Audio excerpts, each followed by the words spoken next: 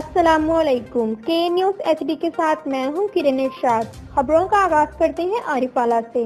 आरिफ वाला करप्शन का बेताज बादशाह तहसीलदार चौधरी मुजफ्फर नवीद और अकरम पटवारी।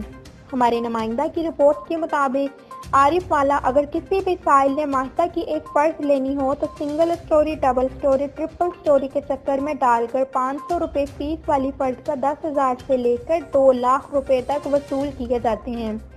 इसके बावजूद 1 हफ्ता से 1.5 हफ्ता तक चक्कर लगवाए जाते हैं। अगर कोई साइल अजाफी चार्जेस का पूछे तो कहा जाता है ऊपर भी देने होते हैं। तहसीलदार चौधरी मुजफ्फर का अपने दफ्तर से गायब रहना मामूल बन गया। अवाम पे यारो मददगार दफ्तर के चक्कर लगा लगा कर परेशान हो जाती है। मज़ीद परेशानी से बचने के लिए मोटी रकम देकर अपना काम निकलवाने पर मजबूर। मोटी रकम देने से आधी रात को भी काम हो जाता है।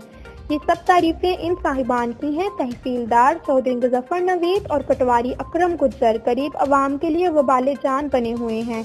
आला हुकाम से नोटिस की अपील।